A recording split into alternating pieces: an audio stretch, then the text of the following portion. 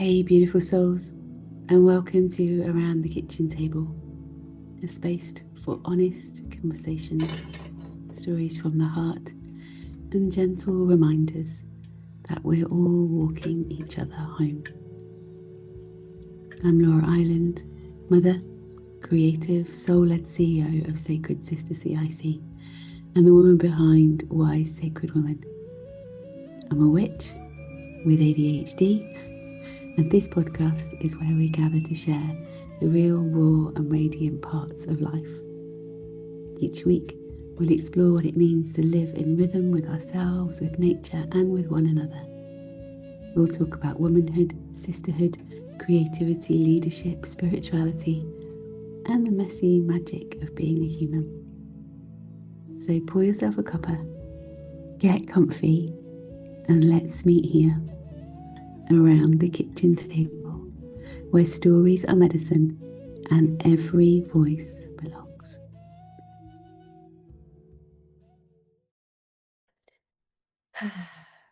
So welcome to Around the Kitchen Table. This week's podcast is a guest podcast. My name's Laura, for those of you that haven't met me before. I'm the founder of Sacred Sister. And Around the Kitchen Table came about because I have so many amazing conversations with extraordinary women. And I realized as I was having these conversations, I wish I had just pressed record because they were just mind-blowing. And my guest today is one of those people who I have got to know over the last couple of years, I guess, more so. She is one of the artists in our journal, which is kind of where our story really started. I saw her work show up on social media. I was like, oh, there's some work that needs to go in the journal. And I literally, it kind of just dropped in. She is an amazing visionary of our time. And I have the great privilege of getting to hang out with her more and more as we're getting to trust sisterhood and getting to kind of know each other. And, last week we went for a wander up the tour to be part of a ceremony and then down to the spring and just like being in the flow of our day, which was really powerful. She's in the process of creating the most amazing oracle, which has been 14 years in the process. And she's really taking, women and sisterhood to the next level. So I'm going to introduce you to a beautiful sister. Her name is Hazel Golden. Do you want to kind of unmute? Come on in, come and join me. Let me just remove the pin. There we go. Hello, my love. How are you this morning? Hello, Laura. Yay. Thank you. Thank you for the beautiful intro. It's so sweet. It's like there are these moments, right, where women just show up in your life at the right moment in the right time. And I recognize the more guests I invite onto my podcast, the more I realize. But it was our conversations that really even stirred the guest podcast. Do you remember? I was like, I wish I'd just hit record. Like, why have I not shared this? Because it was so amazing. So I'm happy that you're here with me to chat today. Yeah, absolutely. And we're actually pressing record, so that's great. We did it. We did it. Finally. Finally. What are you Yeah. drinking? I've actually got collagen cacao. I'm drinking lots of collagen at the moment. I'm actually drinking my own blend of green tea with rose petals, and I've No. got a little nugget of cacao on the side. I'm Rose tea, alchemizing within rose tea myself. with a side of cacao. I love that. Yeah, yeah. So what was interesting was we had this planned in the diary, and yesterday Hazel sent me a message. I hope you don't mind me sharing this, and was just a bit like, I don't think I've got like, it's been a really busy week. Can we kind of, put a pause on the podcast? And I was like, we kind of had a bit of a chat. And for me, it was like, well, we can put a pause on the podcast. We can do it another time.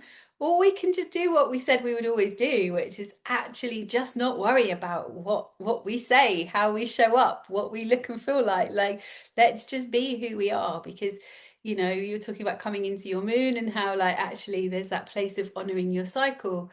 And we just don't do that enough. But at the same time, sometimes these conversations can feel like pressure, right? Like we have to perform, we have to be there, we have to show up.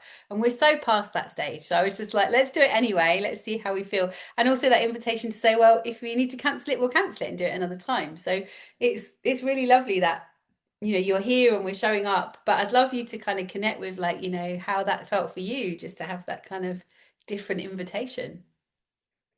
Yeah, well, it's a relief, isn't it? Basically, because even like we said just before we started recording, just having that conversation with you yesterday and saying, I don't think I can do this, opened another door to be able to do it.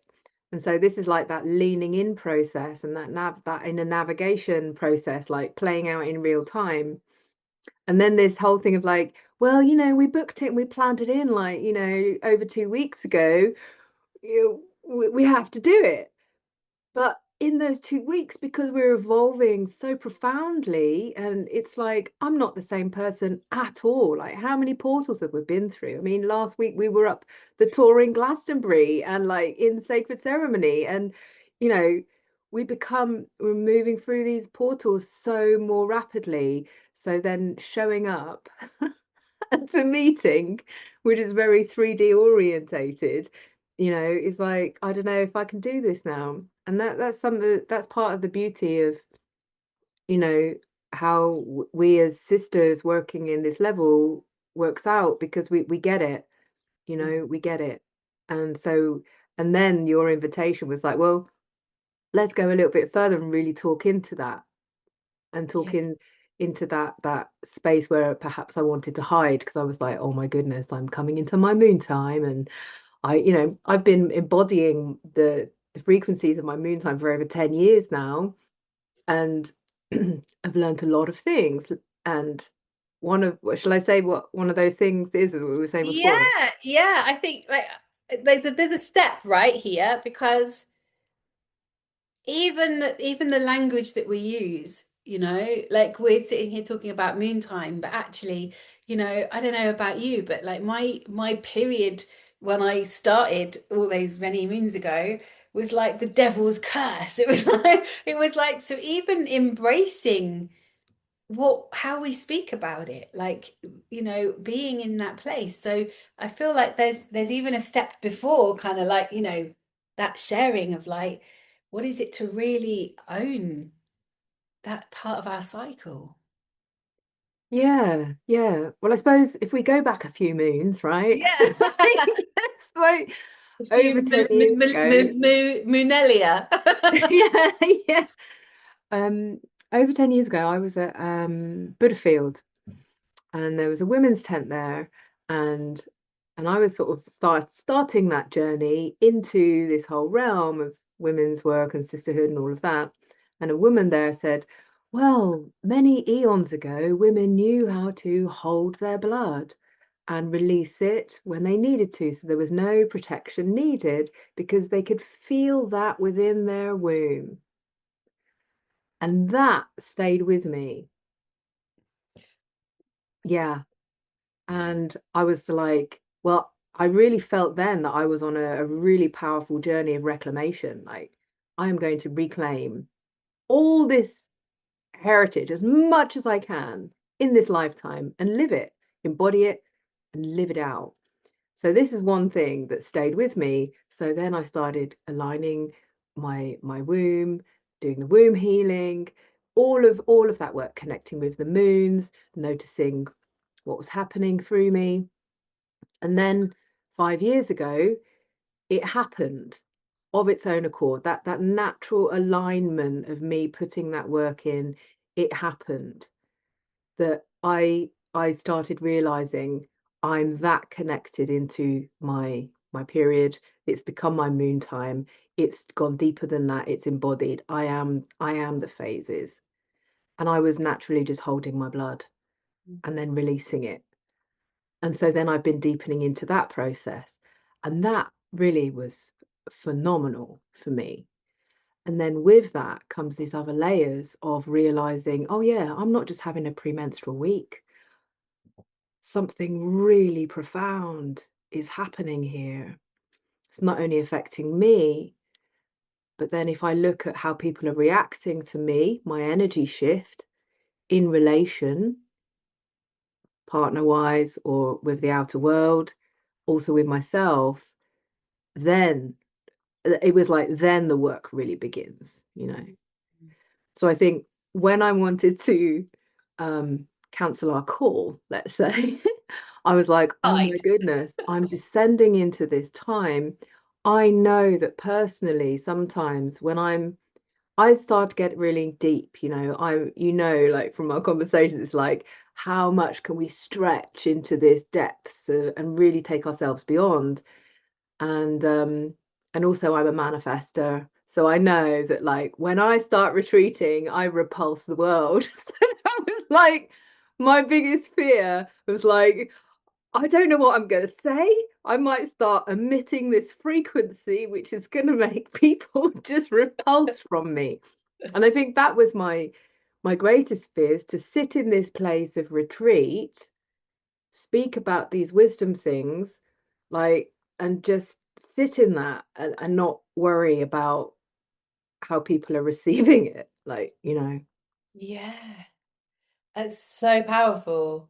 It's so powerful when you connect the dots up, right? So like hearing you share about kind of this beautiful woman's wisdom at Buddhafield and how you carried that into kind of that journey, like is so powerful. And I think also hearing that kind of like genuine like fear around like how am I going to be received, because I think that is something that we sit with as women all the time, right? Like every day I show up, I'm like, oh, how's this going to land, and then I start to consider maybe I shouldn't do it, maybe I shouldn't show up, maybe I should, and it's like then you start to hold yourself back from the world, right? Because it's like actually the world feels like a big scary place that's just full of people that aren't going to get you. And then I have the other kind of part of me that goes, well, the ones that get me, and the ones that don't matter. Do you know what I mean? But it's like all of these things spin around. And then if you couple that with like the meantime, do you know what I mean? It's like a whole other raft. Um, I had a hysterectomy 10 years ago. So like, I don't have a physical womb anymore, and I don't have a bleed, and I haven't bled for over 14 years because I had my daughter and then went on to a series of drugs before they took my womb out. And at the time it was like, this is the only option, this is what I have to do. It was all a bit icky. And now I've kind of almost, if you'd have ever said I would miss it, I'd have been like, no way, because it was bloody hideous. But knowing what I know now and walking through it with my daughter at 15 and seeing how she's managing and navigating it so differently because of her experience with me and that openness that we're having, it's like such a different conversation. And my conversation with my mum, like I say, was just, it was the devil's curse, it was hideous, it was horrible, it was always going to be, and so that's what it became horrendously painful, it became problematic, it became, all of those things. And I wonder now if I'd have just been able to lean into the energy of my body and what I kind of knew underneath all of the patterning, like if that journey could have been different.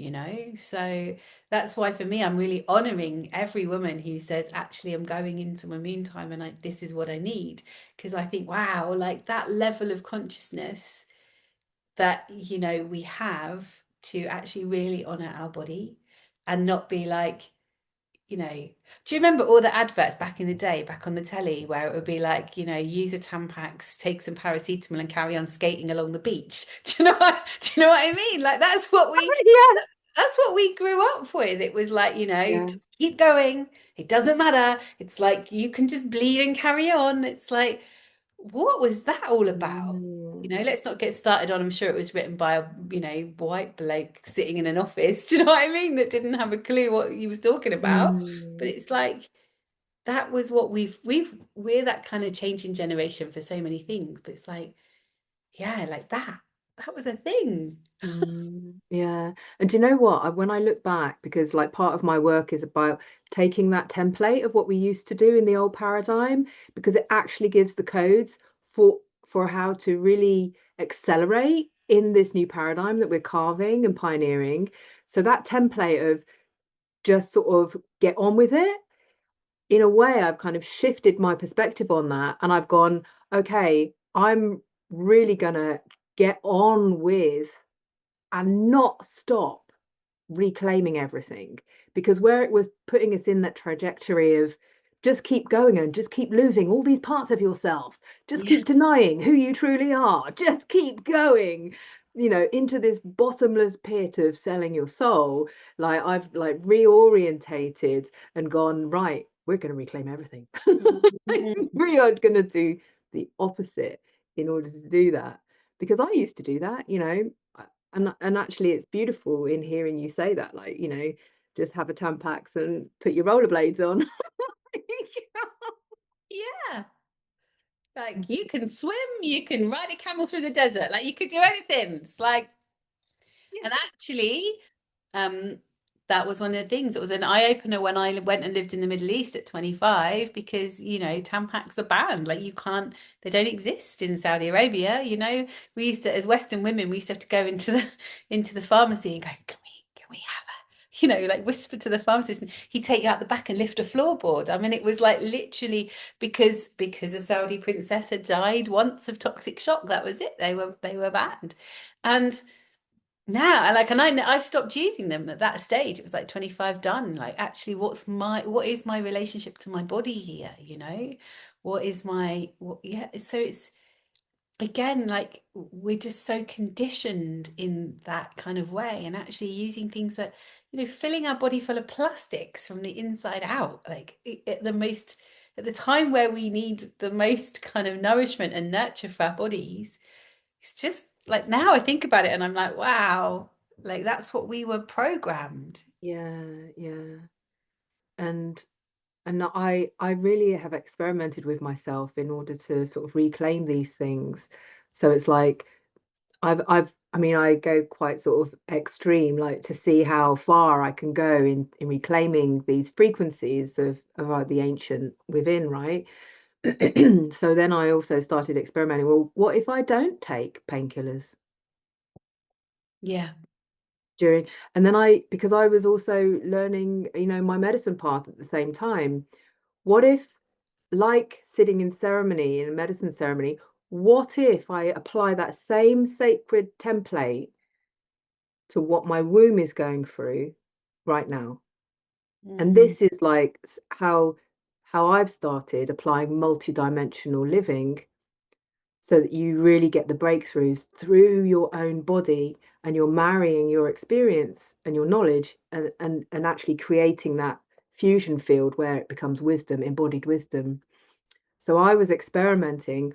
What if I really treat this pain, because pain is a portal, like grief and loss? What if I treat that as a sacred ceremony? So then I started allowing that space within myself and journeying into that pain, and then using things like breath work to breathe it out of me, and realizing that that pain was being contained there. And the more I focused on it being pain, the worse it got. But the more I channeled that energy out through my pelvis and down my legs, out of my feet and back, like really giving, because we talk about giving blood back to the earth, right?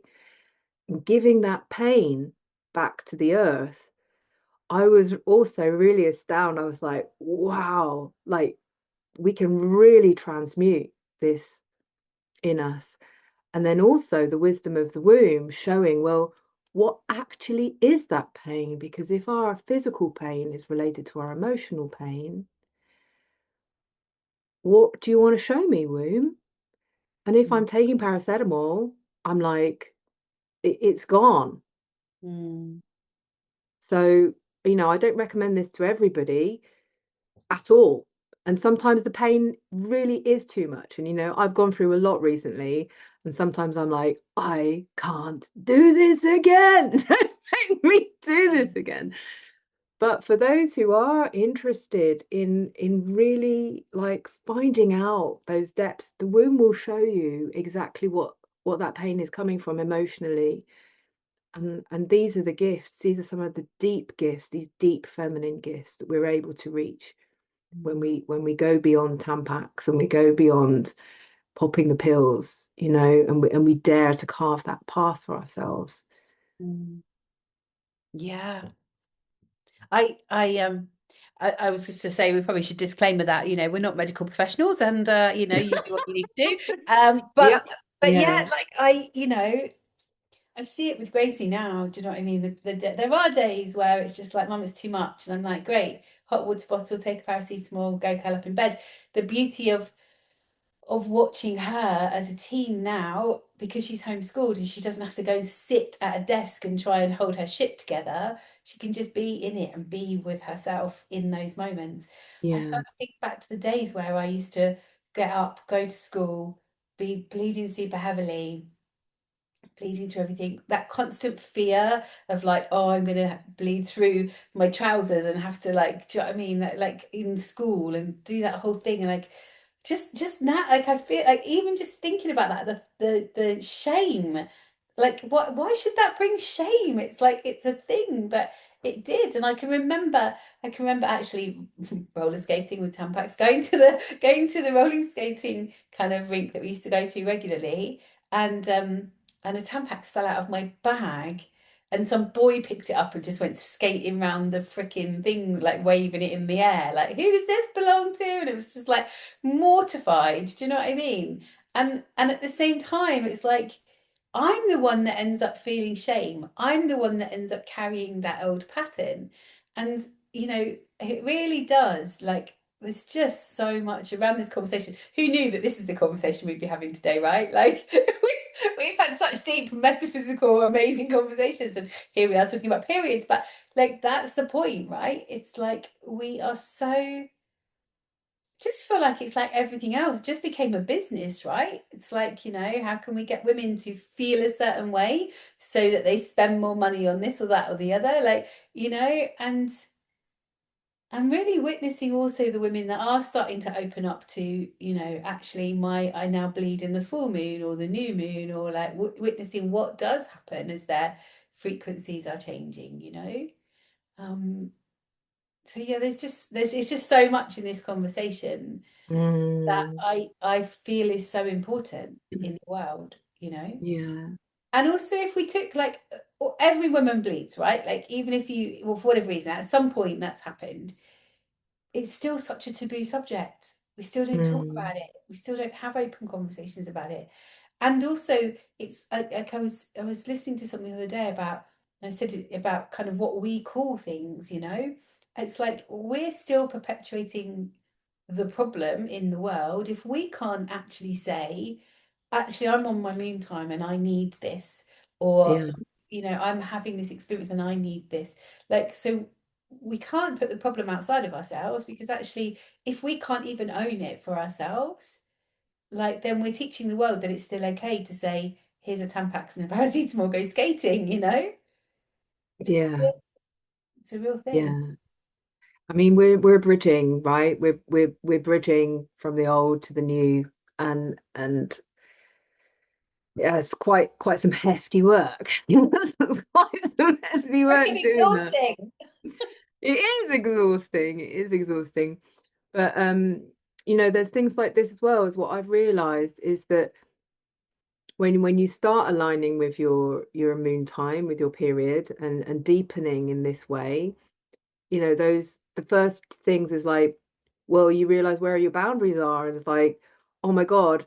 And maybe some of the first things is like saying, I'm in, I'm having my PMT moment. Like, that would be my thing. It's like but then that also puts me in that shame position. Yeah, I'm in my PMT moment. Like, no, I'm not actually. I'm not. And so reclaiming every step of yeah, the cycle for its own unique frequency is so profound. And like, just sort of hiding it. And this is what we were talking about. I mean, this is what this whole podcast is about today, is like actually showing up when we want to hide. Because yeah. hiding, like when you're in the I love it that we've got this roller skating thing going on. It's like you've got the Tampax in a roller skating ring. I actually want to get some roller skates. I've been looking at roller skates. I really want to get some and start skating again. Come down here, we can skate on the beach. Oh my God, we should. I was wondering, where am I going to do it? So Yeah, now I know. Oh my yeah, God. and I've got spare skates. Just come over. Really? Yeah, I'm coming. I'm yeah. coming. I Wow. skate around my kitchen here. Do Just because, you? yeah, Gracie and I skate around the kitchen because so I used to teach kids how to roller skate. That was one of my things when the kids were small. So that it was one of the things that my kids and I did together. It was skate. And then I kind of Oh hit a my place where I was like, God. oh my God, I'm a bit too old for that now. And now I'm a bit scared. I'm a bit scared to go out in public and skate in public. So we just skate around the kitchen. But it's coming. It's coming. But Oh, yeah, come down, right. we'll Oh, skate beautiful. along. Yeah. I used to Anyway, rollerblade, but I want proper skates. I want the oh yeah. 80s Uh, four-wheel yeah, skates. yeah, that's it. I can't rollerblade. I just fall off. I'm not very good at blading, but yeah, Yeah. skating Oh all my day long. gosh, this is like a magical moment. Like, For anyone listening and have just joined us on this podcast, we're all about Tampax and roller skating today. That's yeah. that's the power of what happens when you when you put two real women together. Yeah. I love Yeah. you were just talking about PMT moments. I spent my whole life just hearing, oh, she's just hormonal. Like, fuck off. Do you know what I mean? Like, well, you're going to find out how hormonal I am, you know? Yeah. Because it was just Yeah. like this constant, like she's just hormonal, like it's always been a problem. And it's like, but actually, I then adopted that problem. So then I Mm. would just speak about, oh, it's okay, I'm just hormonal, like excusing other people's behavior Yeah. by me just saying also it's okay, I'm just hormonal. It's like, no, actually, I'm feeling upset and I'm hurt by what you've said. Instead, I would just also let it go, like it was just Yeah. okay. Yeah, yeah, yeah. So this is really important. This is one of the things I said just before we jumped online as well. I didn't want to show up with my like resonating deep feminine frequencies that are like, "Ah," and then anyone could attach to that Yeah. with a story that then becomes a judgment on who they think I am from this depth. I mean, that's how vulnerable this actual space is. And Mm, that is part of the power of this PMT time, this autumn time. And when we link that to the time of the year, this is where the crone comes out. She's not dead yet. She's a freaking wise woman. And she's got gold there. Like she's going into the black, but she's going into the gold. Like this is Earth star energy. This is like really deep, deep frequencies. Something again that is hidden from us. mm, And we don't have that connection with. So then, yeah, we get these judgments on us of like, oh yeah, she's just miserable. She's this, she's that. She can't handle it. And that's not the truth. And so then, like all of this I've been experimenting with over the last 10 years, like really observing, like I'm observing everybody and how they're behaving towards me whilst I'm going through this. yeah. What then happens is that judgment that is attached to you, and if you buy that judgment as you're going into your releasing phase and you're still attached to that theme, whatever it is, and you're not able to release it through the blood, and this is how important the consciousness of this is, you carry that over to the next life. It's like the karmic repeat. Mm, And this is one of the most powerful ways that I have found of realizing what is actually going on and how do I actually make exponential growth through through the moon cycle as an embodiment so that those judgments actually become fuel for me realizing, oh, this is what's happening, this is what I'm letting go of. And then this is where, like, if through the pain, through the contractions, through that tension energy, that tension building up, showing like, whether it's like, oh, this person is showing me this, because the crone is also that mirror before you die, right? It's like observe the whole of your life before you die. mm, This is also what's happening. And so allowing those, there's always that switch where those emotions start coming. And if somebody from the outside goes, oh, yeah, she's just crying because she's on her moon time, you then also attach to the fact that you're emotional, that's where it really starts getting messy and you can't evolve from moon cycle to moon cycle. You can, but I'm talking about getting the gold. And then there's that switch where you've got emotional, you felt the tension, you've cried it out, and then there's that energy switch, which is like, oh, that's gone. Yeah. There's the void.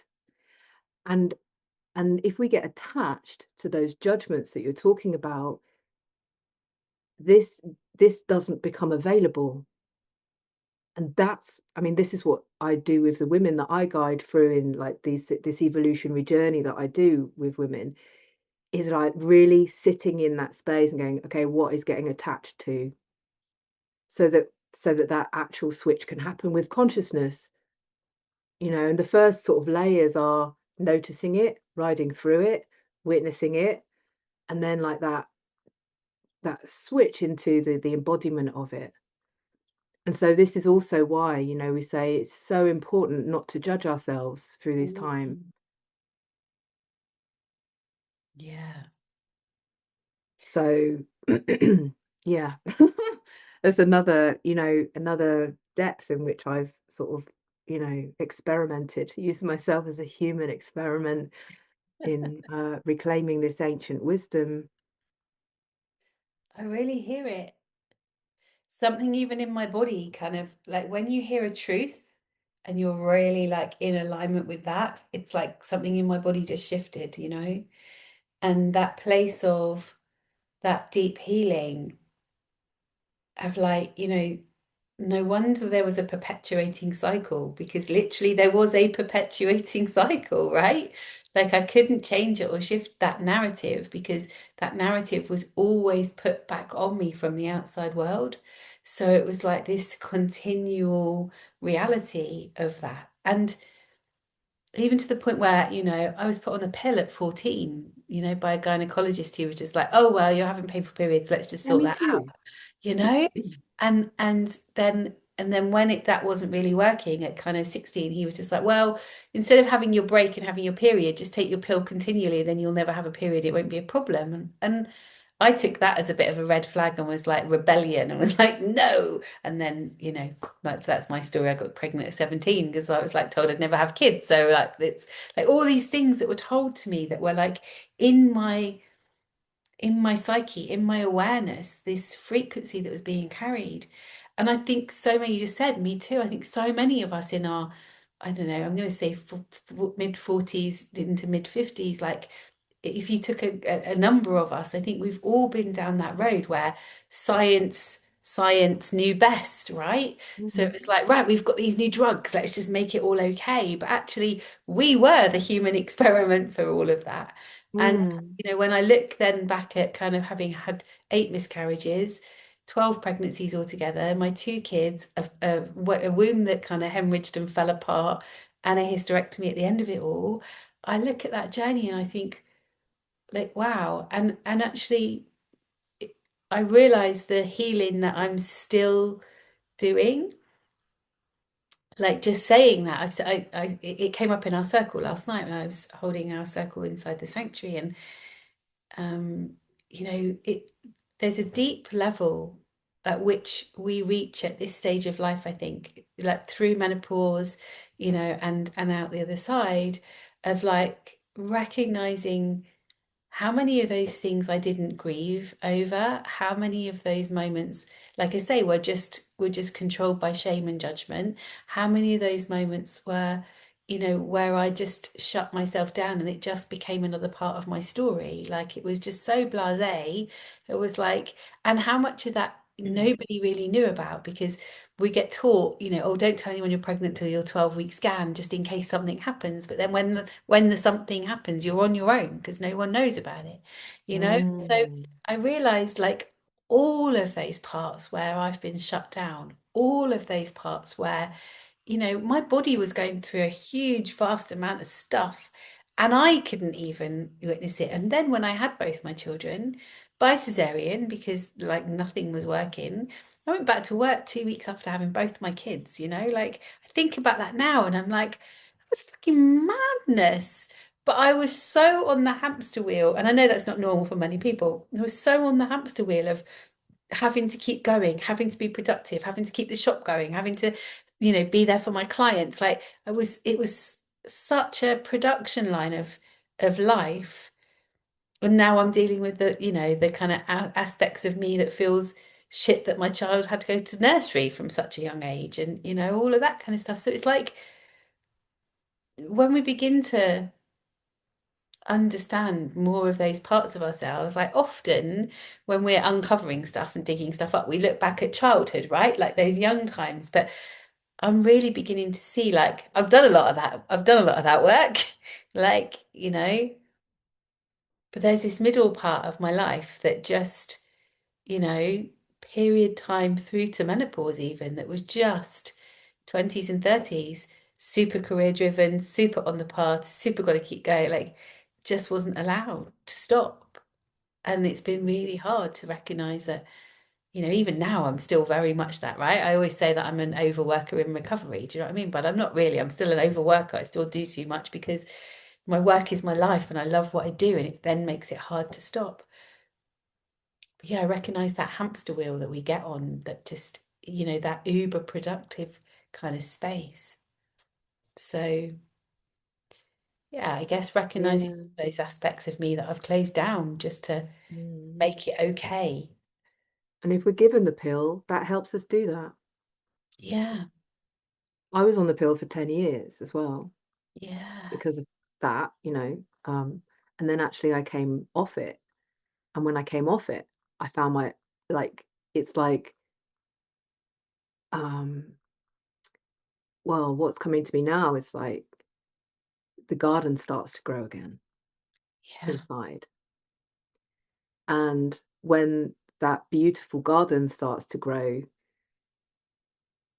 it changes the world.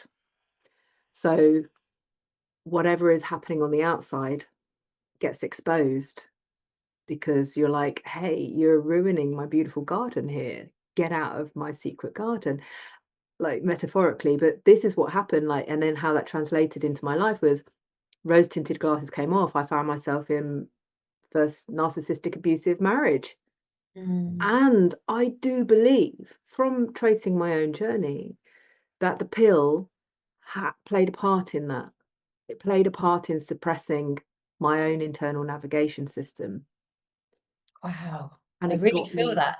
yeah, yeah, I'm getting goosebumps on that. Yeah, it's an Yeah. absolute truth. Well, phew, yeah, Yeah. absolute truth on that. And where did that lead me? It led me into allowing that level of abuse into my life and for that to be okay, and that's not okay. And I think that's part of what has actually, since I came off that, that's also, and going into that recovery, I'm a recovery from narcissistic abuse woman. That's part of my journey. And noticing how suppressed that was and how vulnerable it left me actually Mm. as an empathic woman, as a highly sensitive woman who just, I'm here to love, basically, how that dulling of my internal navigation system left me really vulnerable to being taken advantage of. Mm. Um, and we're talking about sexuality here from this young age, like through the early 20s. We're talking about sexuality. We're talking about how the body and the soul can get violated easily because we've taken that numbing pill, right? I mean, when you start expanding the consciousness into that, you're like, oh my goodness. Mm. So I came off the pill. My feelings, senses, emotions started coming back. That caused absolute havoc. It exposed the toxicity that I was in, and it Mm. created absolute havoc in my relationship, and it exposed all of the abuse. And well, Yeah. 25 years later, that's my healing journey. Yeah. So it's I mean, it's tragic in a way, isn't it? You know? Do you know, I'm listening to it and I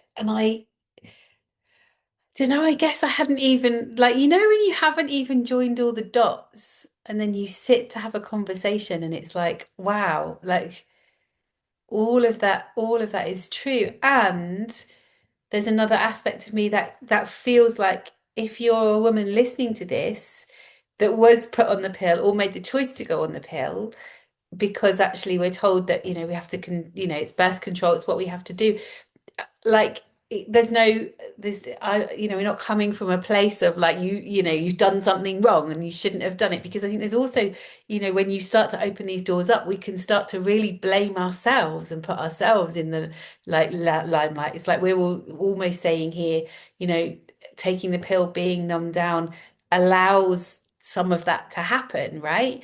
And I that I guess could be seen as like, well, okay, I shouldn't have done the pill, I shouldn't have done this, that then this wouldn't have happened. I don't think we're saying that. We're just like, I see it in myself as well. I see how, you know, my first marriage was deeply abusive. I was married at 22 to a police officer. I moved my whole life to Scotland and spent 13 months, you know, covering up the bruises and being told, well, who are you going to tell? Who are you going to tell? They're all my friends. Do you know what I mean? It was like it was just a thing. And his own family just, you know, he was one of five, like he had four sisters. None of them wanted to know. Everyone was like, he was like golden balls. Do you know what I mean? Like he was just like that was it, you know. Had a voice Yeah. like Sean Connery, like liquid. It was, you know, he was a charmer. And and yeah, like that was the situation I found myself in. And I can remember at the time thinking, wow, like I'm wrong here. Like that's the bit when you talk about numb, like I can feel myself and remember myself thinking, well, I'm obviously not being a good wife. I'm obviously not giving him what he needs. That's why he's having loads of affairs. I'm obviously not like, I can remember the level of blame that I was putting on myself. And it's interesting, again, our age group navigating and noticing what I see now in the media. Like we talk about abuse of girls and the things that are happening. Like we were brought up that some of that stuff was just okay. You know, like it gives me the absolute ick now when I think about it. It's like the things that I'm kind of uncovering about my childhood, you know. Now, if my like I used to get told, you know, I'd go with my granddad. I was my granddad's princess, you know. We went, my granddad worked for the Crays back in the day, like literally was suited and booted, you know, was had shiny shoes, like I can remember. So I was in amongst that kind of level of men, and I didn't really think about it. It was only a few years back that the penny started to drop. I was like, I was always made to sit on all of their laps, to give them a kiss, hello, like on the lips, goodbye. Like now I'm like, it gives me the ick. But back then it was just like the expectation of the work, like it was the way it was. And now I feel like at least we've come on leaps and bounds to know that that was not okay. Do you know what I mean? If any now, if anyone, if I think back and I think, God, if anyone had put my daughter in that position, one, she wouldn't have had any of it, and she'd have told them right where to go, you know. And two, like just it would that would be I would be reporting that. Do you know what I mean? You know. And so I look at the way things have changed and the way that when we start to uncover these parts of ourselves as midlife women, how we begin to really see those parts of ourselves. And when you couple that with, you know, neurodiversity, then when I look back at kind of what was acceptable in my life, knowing what I know about myself now, it's like, wow, like how different could my life have been if actually, and there's no blame on that. Like my mum and my, you know, they did their best, like they were doing their best Mm, because that shit was acceptable.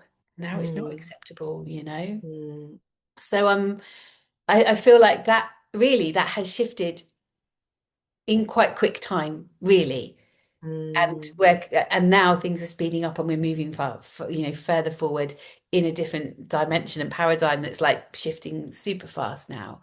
But it's like, I don't know where I'm going with that, but it was like just this realization of how much I have been through that actually I just made okay. It's just not okay. And how much of Yeah. that still affects me, how much I react to things like I've got an amazing husband. He's beautiful, he's kind, he's caring, he's lovely. But there are certain times where we get into absolute hoofing fights, you know, and it's not because we're bad people. It's because we're literally coming from those old places of like wounding that we're still, I'm still, let me own it for myself. I still react from, Mm. and I didn't really recognize it in my body. Like if he comes up behind me to goes to give me a hug from behind, I'm like frozen. And it's only Yeah. recently I've realized that that's what I do. I had that with my partner as well Yeah. when we were starting to connect. It's terror. It's like, and it's, and this is why like working with the body and and and watching where the judgment comes, like we were saying, watching where the judgment comes from all of these experiences at this vulnerable time and using this time as a portal to release that is really powerful because it does hurt, doesn't it? You Mm, know, it does hurt, and yet we have to release it because what we're moving into is actually what we came here for. mm, yeah. And we've been through a lot, let's face it. Yeah. Yeah. And like I was just saying, I think that's the thing. Even things that we didn't necessarily recognize as abuse or as, as not okay, because we've just squirreled them away like it's just how it is, means that, at our age group, we're almost uncovering more than we can like if I feel into all of it, it's huge, right? It's huge. Mm, And yet I know that I can shift it really quickly by mm, by connecting with it, in not shying away from it. So actually, mm, like you say, going into that portal that says, actually, what am I really ready to acknowledge, mm, recognize, and heal. I'm not one for kind of like, you just let it go. Like it's just bullshit, right? We have to be able to kind of mm, acknowledge this happened to me. mm. This happened to my body, and my body is keeping the score of that. You know, Yeah, I yeah. um, I had a dance, I had a little dance to myself this morning because I woke up and I was really in aches and pains. That's one of, I guess that's my release now because I don't have a bleed time. Like I do recognize there's these moments where it's like, if I recorded it, I'd look like a mad woman. Do you know what I mean? Because I'm literally having a freak out. But it's like my body has to move that way. It's like, because Mm, otherwise, all those times where I wasn't allowed to feel my body, all those times yeah. where I wasn't allowed to cry, all those times where I wasn't allowed to kick off. All those times where I've held myself together, been the good girl, like pull yourself together, you're Mm, stronger. All of that is still in my body somewhere. And so mm. these moments of like freak out are like that kind of like, what does my body want to do when it doesn't care about, what I look like? Yeah, yeah, yeah, absolutely. And then, like what you're saying there is really powerful because then on the other side, all the times that I have expressed myself and I've been caused, I've been accused of being oversensitive, Yeah. over dramatic, like all of that, like, oh, I'm the one who's shouting now. It's your fault. I'm like, like all and that and being in that place of polarity of like complete suppression or like complete exposure, but it's still you who's the problem according to the situation Yeah. you're in. And that's what abuse actually shows us. And when we see that abuse gives us either this choice or this choice, and you're not going to win either way, that's when we start alchemizing into this space and going, right, I'm taking that template and I'm becoming something new through this portal. And this is part of what this alignment is, that I talked to you all about. Is like, okay, we see that there's been this whole lifetime, like this is like, it's almost like you're coming to the end of your life, Like, I'm going to die before I die, that whole thing. I'm going to Mm. take the template of all the abuse I've been through, all these experiences, everything I've been through, and do the opposite. We talk about life being in inverse. We've been taught how to do that, but actually we should have done that. And this is what I've started doing, and it's what I also do with my women is like go, okay. I had a session this morning with one of my women, and it was about the outcast energy. A sisterhood wound, outcast energy. It happened again. It's something that we're working into right now, and I'm like, okay, where's the gold in this? You Mm. feel outcast again in this new template. We're shifting that paradigm because we know that the world has been inverted to prevent us from accessing our highest wisdom and who we are, our golden life. I am outcasting you. And this is where we start getting the power. But we have to start realizing where we're sitting in these polarities between what you said. And then we have to, it's like, and this is the reclamation of the internal navigation system that I was talking about, that the pill Mhm. kind of, for me, Yeah. suppressed.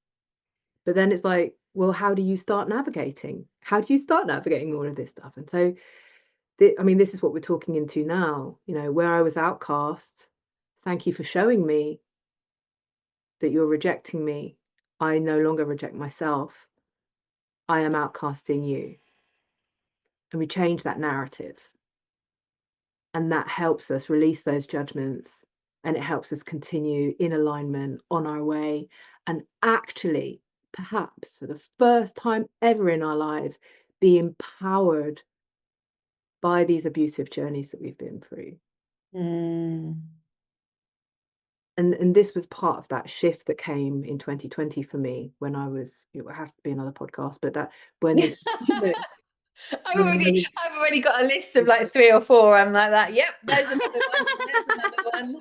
Yeah. but that's what came to me when I was on my own, and I was like, wow, I'm really on my own, and really everybody wants to take me down here, second narcissistic abusive marriage. It's all your fault, Hazel.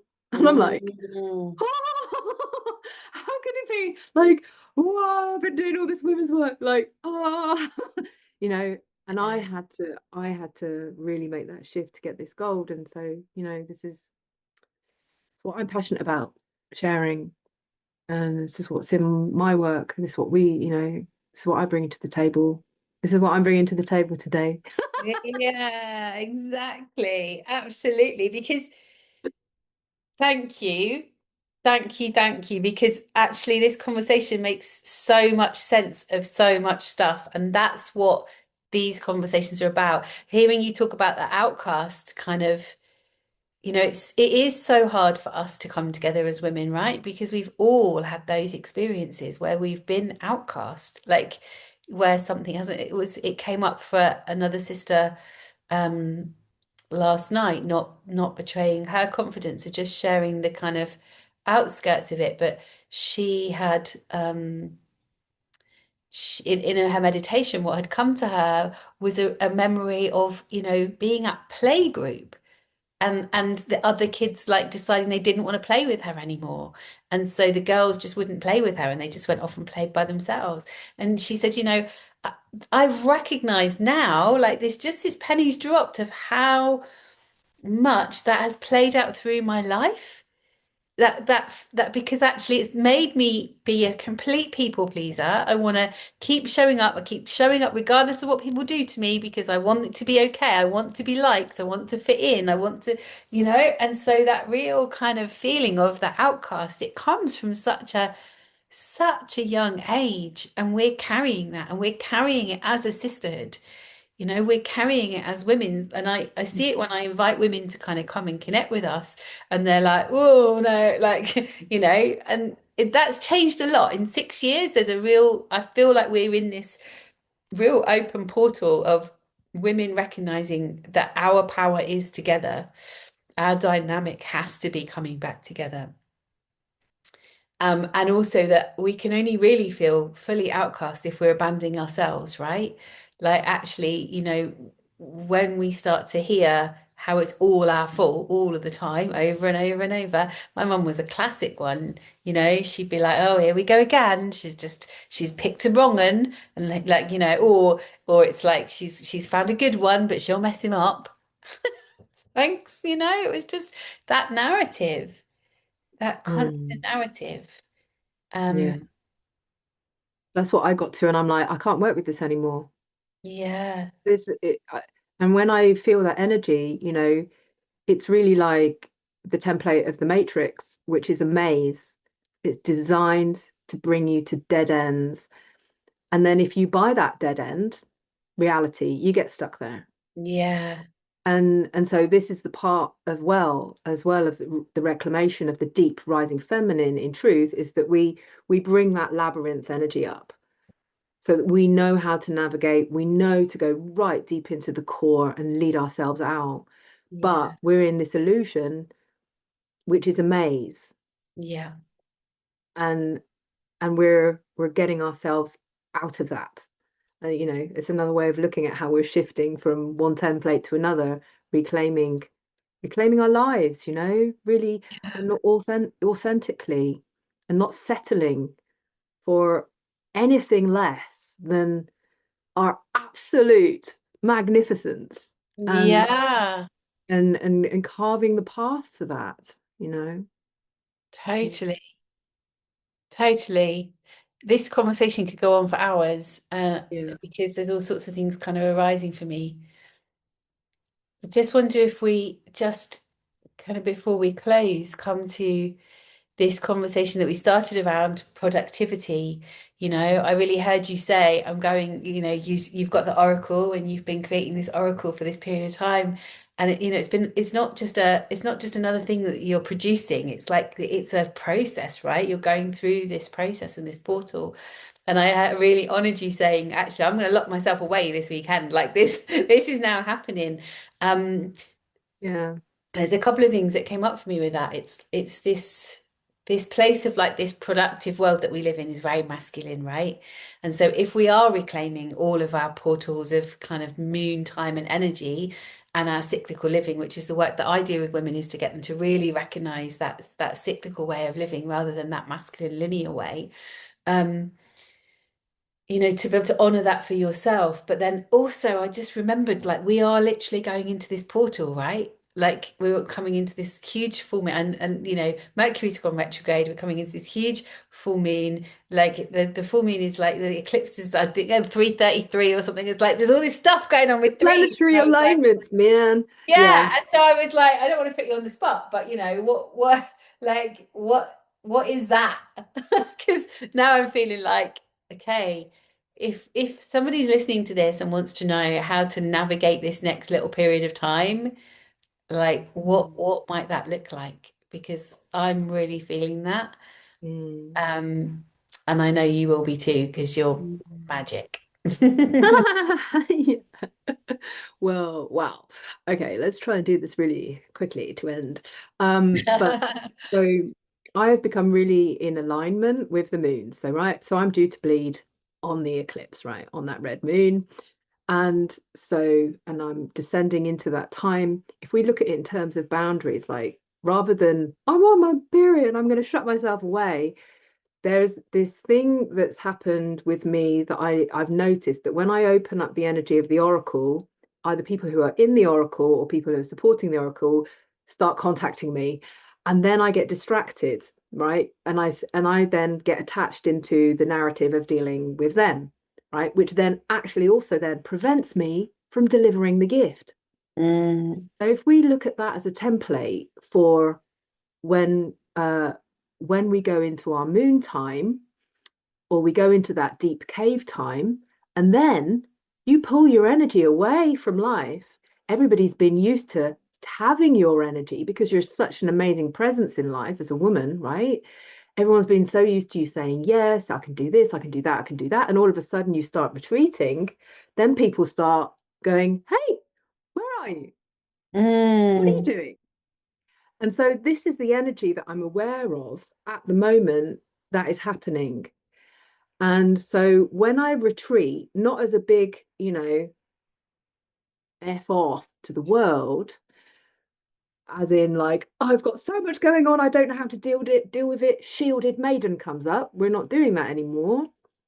It's really from that seat, that sovereign seat of power that comes from within, which is where the sacred boundaries come from, which is like, no, this is really, I'm really delivering like 14 years making and embodying the oracle so that this true wisdom can come forward, right? And this journey that I've been on can then be given to other women to do the journey.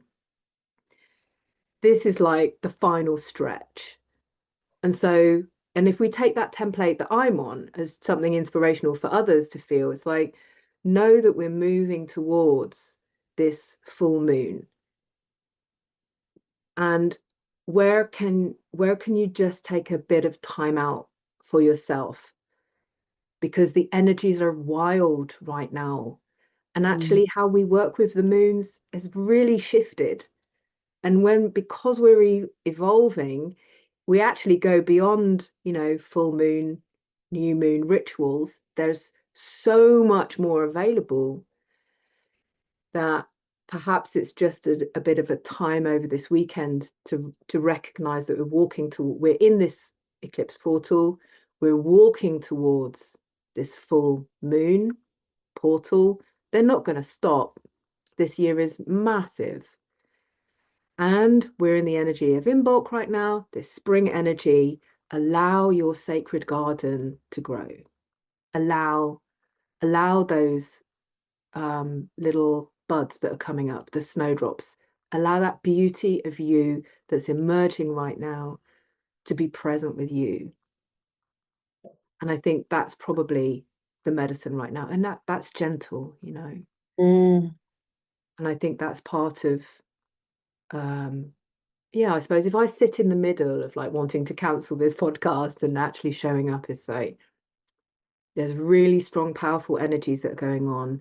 And right now, I know that my alignment and my way through it is gentleness Mm. because new life is being birthed, new life is growing. And to Mm. stay away from those distractions, those over dramatizations, and really step into who you're becoming. And I guess that would be my message. Mm. Thank you, my love. Yeah. Hmm. Thank you for agreeing to come on and to show up with me this morning. I even messaged and said, you don't have to. I've got somebody else who I'm going to do a podcast with this afternoon. So I don't know when this was going to go out. And that's why I was just laughing because I was like, just two go out this week. Like, actually, I've realized that there's this ramping up energy of like, this needs to be out in the world. Like, I've got myself in this rhythm of we only put a podcast out on a Friday. Who cares? Like, let's just put it out. And I had a beautiful astrology reading. This will make you chuckle. It won't surprise you at all. I had a beautiful astrology reading yesterday with a good friend of mine, and she just said, "How are you doing?" And I was like, "Yeah, I'm all right." And she said, Can I tell you how you're doing?" And I went, "Absolutely." And she went, "Are you kind of like in your deep feminine rage?" And I was like, "Uh-huh," at every corner. And she was like, "Yeah, Black Moon Lilith is like through your whole chart for the whole year. Hold on to your horses. It ain't going away. You are going to be on it." And I was like, "Okay, all right." All right. And she was just like, there's no more hiding. There's no more hiding. And I think that's the place. It's like when you come into that deeply authentic place for yourself, it's like it becomes so much easier to rewrite the foundations and the story, right? It's like all of that stuff that's happened to me and is part of me, and I can feel it and I can honor it and I can even create ceremony around it so that I can actually leave it where it is and move forward and really embrace this new way of being, this new paradigm, which is still there in my bones. It's like it's a new paradigm, but it's ancient wisdom, right? So it's like we're moving into something different. So yeah, Yeah, yeah. absolutely. And Yeah. gentleness is definitely the way. That's why we've got, we're singing on International Women's Day. It's like you can't fight with fire, fire with fire. You have to come and find the gentleness and the love and the holding and the wisdom that we carry is not more, more, more. Mm. You know. So And it's not being a doormat either. It's like complete alignment, sitting in the sovereignty and really moving forward with that alignment, that, that grace and being that and embodying that. Yeah, being that presence, right? Yeah. So Mm. if I could just before we leave, I would say like, Yeah. because you're talking about getting 2 podcasts out a week, right? And I'm like, my last podcast that I made was like about a year ago.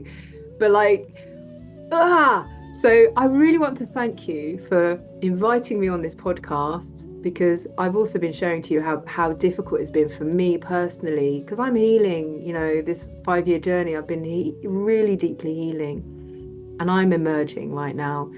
So if anybody would like to listen to my podcast, which before, and then I'm going to invite you on my podcast. Yay! Yeah.